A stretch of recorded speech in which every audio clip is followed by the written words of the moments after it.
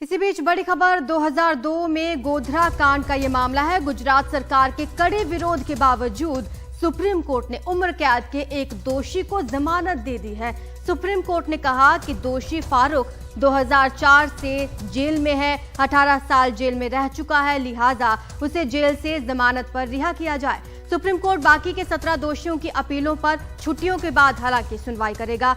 दोषी पर पत्थरबाजी का मामला है। 18 साल से जेल में था ये आरोपी और अब उसे जमानत देने का फैसला है। आपको बता दें, लगातार गुजरात सरकार इस जमानत का कड़ा विरोध कर रही थी, लेकिन बावजूद इसके सुप्रीम कोर्ट ने उम्र कैदी के इस एक दोषी को जमानत दी है जिस पर पत्थरबाजी का आरोप है। सुप्रीम कोर्ट ने कहा कि दोषी फारूक, जिसका नाम है, 2004 से ही जेल में है, 18 साल ये जेल में रह चुका है, लिहाजा उसे जेल से जमानत पर रिहा किया जाए। हालांकि जो 17 दोषी हैं उनकी अपीलों पर भी विचार किया जाएगा। छुट्टियों के बाद इस पर सुप्रीम कोर्ट सुनवाई करेगा। जिस दोषी को जमानत दी गई है उस पर पत्थरबाजी का आरोप है। ज्यादा जानकारी हमारे सहयोगी आशीष भार्गव हमें देंगे। आशीष, एक आरोपी को, दोषी जिसे माना गया, 18 साल वो जेल में रहा, उसको जमानत दे दी गई है। गुजरात सरकार जरूर इसका कड़ा विरोध कर रही थी, लेकिन सुप्रीम कोर्ट ने बड़ा फैसला लिया। जी बिल्कुल, देखिए, सुप्रीम कोर्ट ने इस मामले में पिछली सुनवाई भी हुई थी, उसमें भी गुजरात सरकार ने विरोध किया था और कहा था कि ये सिर्फ एक स्टोन पेल्टिंग यानी पत्थरबाजी का मामला नहीं है। उनकी वजह से जो अंदर लोग थे डब्बे में, गोधरा में, साबरमती एक्सप्रेस में, वो लोग बाहर नहीं आ पाए क्योंकि पथराव हो रहा था और बाहर से दरवाजे बंद कर दिए गए थे और इसकी वजह से 59 लोगों की मौत हो गई, जिसमें 14 बच्चे भी थे। और ऐसे में इसे महज पत्थरबाजी का केस नहीं माना जा सकता, एक जघन्य अपराध है और इस पर पूरी एक रिपोर्ट तैयार करने को सुप्रीम कोर्ट ने कहा था। आज जब ये सुनवाई हुई है, करीब 17 लोग और भी हैं जिनकी इस तरह की अपील है, जिस पर अब सुप्रीम कोर्ट ने कहा है कि छुट्टियों के बाद जनवरी में वो इस मामले की सुनवाई करेगा।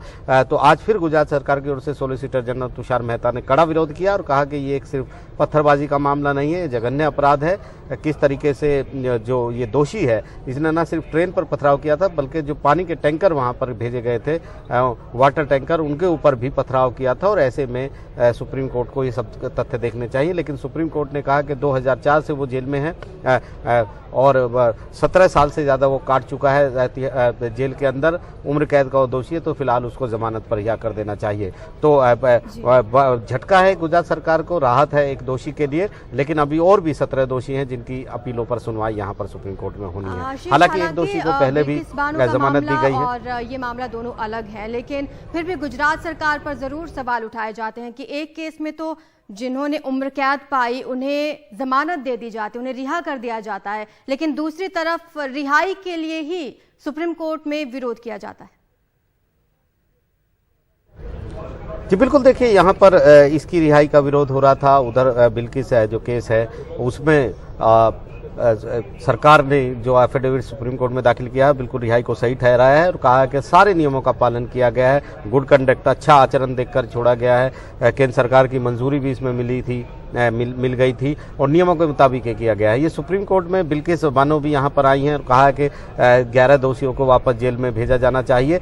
सुनवाई उस पर अभी नहीं हुई है, उनकी एक पुनर्विचार याचिका पर भी अभी फैसला नहीं आया है। तो निश्चित तौर पर एक ही घटना से जुड़े हुए ये सारे केस हैं। तो जब आप सारे केसों को एज ए होल समग्र रूप से देखते हैं तो यही सामने आता है कि एक तरफ गुजरात सरकार विरोध कर रही है, दोषी जो 2004 से 17 साल से ज़्यादा जेल में काट चुका है, दूसरी तरफ 14 साल की सजा काटकर बिल्किस बानो के गुनहगार बाहर आ गए हैं और सरकार ने नियमों के मुताबिक जैसा वो दावा करिए छोड़ दिया है। बिल्कुल, शुक्रिया आपका आशीष इस तमाम जानकारी के लिए।